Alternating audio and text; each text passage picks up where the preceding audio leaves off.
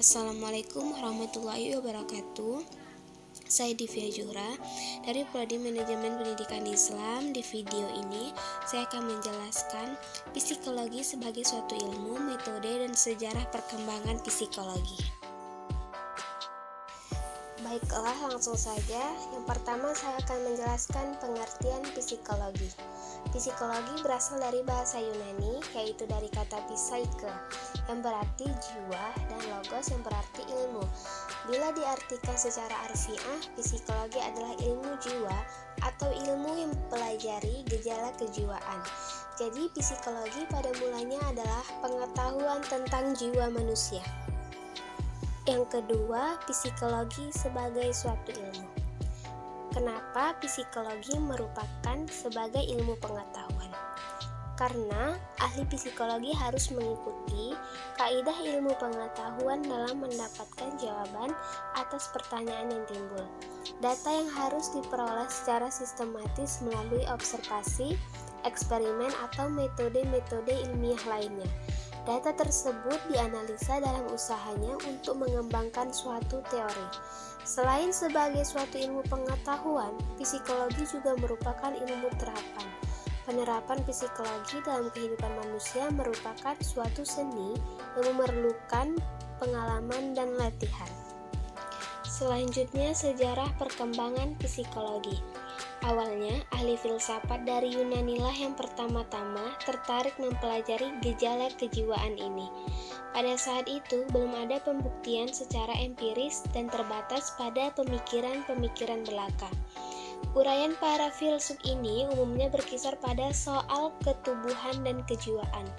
Dua filsuf Yunani kuno yang sudah mempelajari psikologi adalah Plato pada tahun 427 sampai 347 sebelum Masehi dan muridnya Aristoteles pada tahun 322 sampai 384 sebelum Masehi. Kira-kira sekitar abad ke-7, psikologi dipengaruhi oleh ilmu pengetahuan alam. Sejumlah ahli faal mulai juga menaruh perhatian pada gejala-gejala kejiwaan. Mereka melakukan berbagai eksperimen mengenai hal tersebut. Teori-teorinya berkisar tentang syaraf sensoris dan motoris di otak dan hukum-hukum yang mengatur bekerjanya syaraf tersebut. Baru pada abad ke-19, psikologi menjadi ilmu yang berdiri sendiri, terpisah dari ilmu lainnya. Hal tersebut ditandai oleh berdirinya laboratorium yang pertama di Leipzig, Jerman pada tahun 1879 oleh Wilhelm Wundt.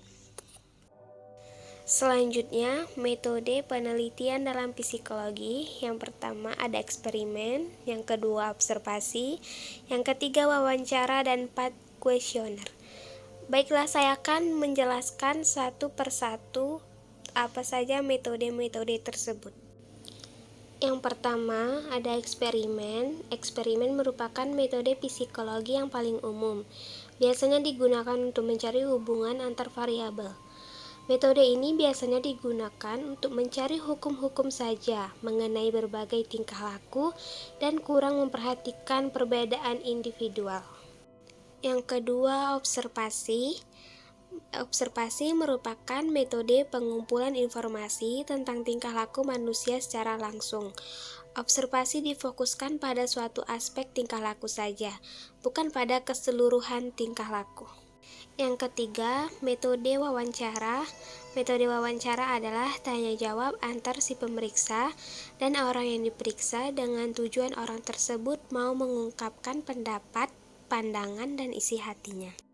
Yang terakhir, kuesioner. Kuesioner pada hakikatnya sama dengan wawancara, namun pertanyaannya serta jawabannya tertulis. Ada jenis kuesioner yaitu yang sifatnya terbuka, di mana orang yang ditanya dapat memberikan jawaban secara bebas, dan sifatnya tertutup, di mana orang yang hanya memilih dari alternatif yang tersedia. Pada contohnya, penelitian tentang pola pengasuhan anak, pertanyaan yang sama diajukan secara tertulis. Baiklah, sekian dari penjelasan saya. Saya mohon maaf jika terdapat kesalahan dalam penyampaian kalimat. Assalamualaikum warahmatullahi wabarakatuh.